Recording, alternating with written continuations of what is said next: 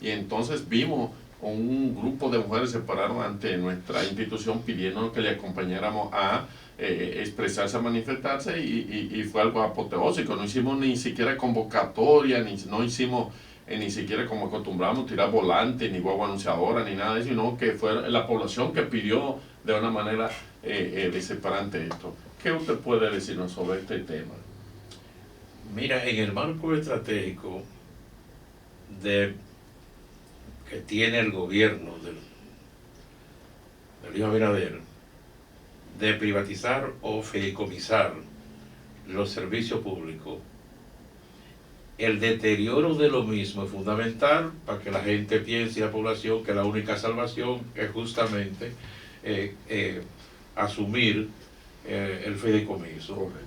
Y entonces si el pueblo se queda con los brazos cruzados, si el pueblo no protesta sabiendo que privatizar y fideicomisar significa, los servicios públicos significa el incremento automático de un servicio que debe ser protegido por el gobierno, porque eso es parte de los derechos fundamentales que tiene la población, disfrutar de los servicios públicos.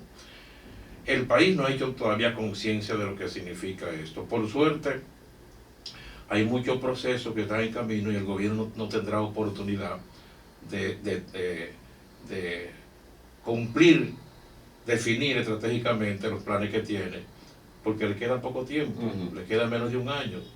Y entonces en este año, un año de campaña, es difícil que puedan someter proyectos tan absurdos como privatizar el agua y otros servicios, sabiendo que definitivamente eso no va a ser rechazado por el Congreso, porque hasta los congresistas que son del Partido Revolucionario Moderno se van a cuidar, porque aunque la mayoría van a salir también del Congreso, hay algunos que tienen posibilidad y podían perder esa oportunidad y se prestan maniobras de esa naturaleza. Consecuencia de la privatización. Usted me dijo que alteraría o aumentaría los costos en la familia, pero ¿cuál es otro tipo de consecuencia traería la privatización de un servicio público como el caso del agua? Creo que los servicios públicos es un derecho inherente a la población y los servicios públicos no se pueden privatizar, eso en definitiva. Eso, los recursos naturales, por ejemplo, como el agua, es imposible que pueda ser privatizada. Primero porque violenta derechos fundamentales y segundo porque incluso hay algunos sectores de la sociedad que no tienen capacidad para pagar el costo que significa ese servicio si se privatiza, que eso puede provocar una situación muy difícil de la rebeldía social. Correcto. De manera que lo mejor que puede pasar es que el gobierno tenga oportunidad de cumplir con esa meta que tiene planteada. Correcto. Bueno, y hemos visto también otro de los temas que son fundamentales, que es el tema de la educación. Y hay un conflicto entre la ADP, que demanda mejoría en las condiciones de los maestros, aumento salarial y otro tipo de reivindicaciones, pero también está el problema de lo que se está dando en las escuelas. Se habla de una educación con poca calidad, para no decir ninguna.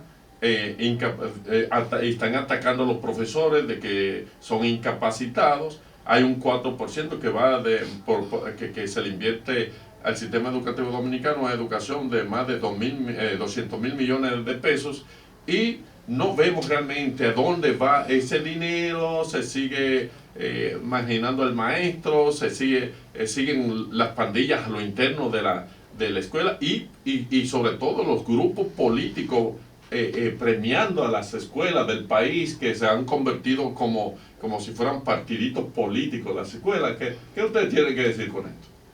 Usted que ha sido que su rol fundamental en esta sociedad ha sido educar. Mira, está claro que para mejorar la calidad de la educación dominicana, los recursos son fundamentales. Pero los recursos tienen que ser utilizados adecuadamente. Si no lo utilizan adecuadamente, entonces está claro que podría servir para que mucha gente viva bien o mejore sus condiciones de vida. Yo pudiera decir que el peor problema que ha tenido el 4% es que ha servido para crear candidatos vicepresidenciales. Y eso tiene que llamar la atención de que todo el que ha sido ministro después del 4% pretenda ser candidato presidencial, sin tener en muchos de los casos, en la mayoría de los casos, las mínimas condiciones para aspirar a esa posición.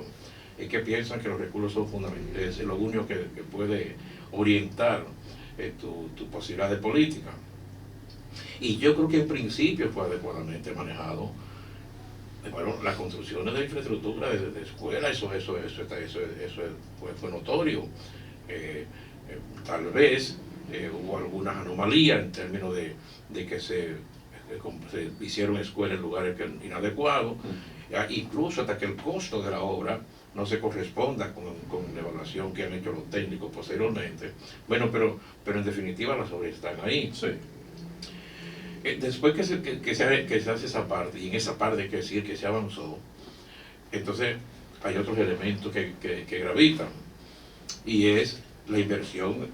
Hay que hacer inversión en los maestros, y no solamente en términos de mejorar sus condiciones de vida, que sí es necesario, porque nadie que no tenga sus problemas fundamentales resueltos en su casa puede estar enteramente dedicado al oficio que debe desempeñar, a las tareas que debe desempeñar. Y entonces, conjuntamente con la modificación que tenía que ver con el currículo académico de los estudiantes, era necesario que el Estado invirtiera en lo que es la preparación académica de los maestros. Y de tal manera que el maestro que tengamos en las aulas se corresponda con el estudiante que queremos tener para el ciudadano que queremos tener mañana. Y para ello había que hacer un plan estratégico en la que intervinieran las universidades de tal manera que el pensum o la malla académica que tengan las universidades para la formación de maestros, incluso para la evaluación que se corresponda para saber si tiene el perfil para estudiar educación, en que la mayoría de los casos la gente que lleva educación lo hacía fundamentalmente porque era la forma más fácil de acceder a una posición de empleo. Si no se hace eso, entonces lo que vamos a tener repetitivo que el maestro que prepara en las universidades no es el que necesita para el estudiante de hoy. Correcto. Y entonces eso es imposible que pueda mejorar. Si usted no invierte en la formación de los maestros, y yo digo que en eso la sociedad debía presionar mucho más, el gobierno, el Ministerio de Educación, tenía que tener la partida que se corresponde para que los maestros tengan en vacaciones, vamos a hacer posgrado, vamos a hacer maestría, vamos a traer técnicos especialistas de otros países para contribuir a la formación y el desarrollo cualitativo del maestro dominicano, pero que eso tenga que se reivindique. O sea, si usted hace un posgrado, quiere decir que usted tiene una reivindicación salarial como estímulo. Y la verdad es que eso no se ha hecho. El gobierno no ha invertido absolutamente nada en la formación de los maestros, y es imposible que se pretenda cambiar la calidad de la educación dominicana al margen de la inversión en la capacitación de los maestros. Incluso, fíjate, el compromiso que tiene el Estado, el Ministerio de Educación. Hay en este momento más de 100.000 maestros que tienen 5, 10, 8 años que se graduaron. Esos maestros, para poder sobrevivir, algunos se dedican al motoconcho y otra cualquier actividad menos la educativa. Entonces, automáticamente ese maestro se convierte, en términos de la profesión de educación, en un analfabeta por desuso. Sí.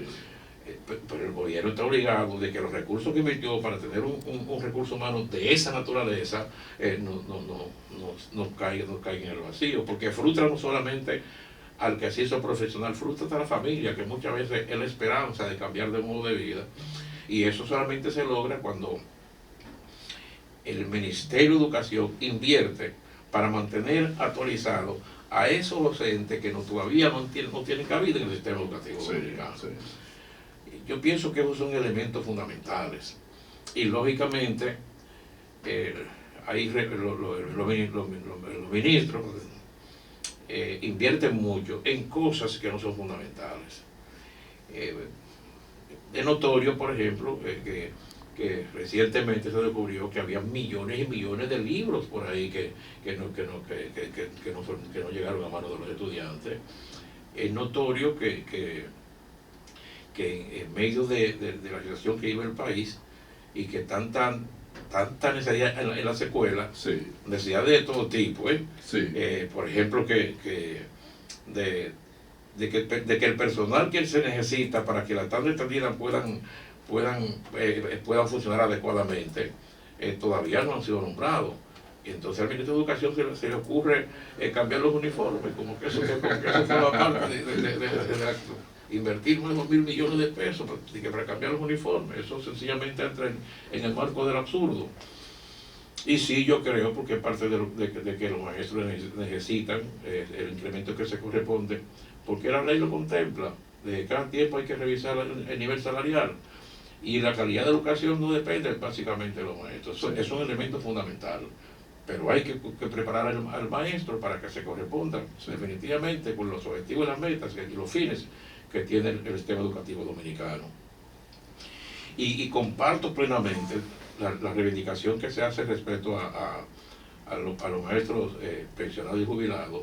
Es que los maestros por derecho, y está establecido en la ley, te dice con cuánto se pensiona al momento que cumplen con el tiempo que le corresponde, si es con el 80%, si es con el 100%, y entonces ocurre que se le produce si a mí me pensionan con el 80%, porque por el tiempo que tengo es el que me corresponde, y de repente se produce un incremento salarial en el personal que está activo, y bueno, ya yo no tengo un 80%, si no me hace el endesamiento que se corresponde como consecuencia de ese incremento. De manera que yo pienso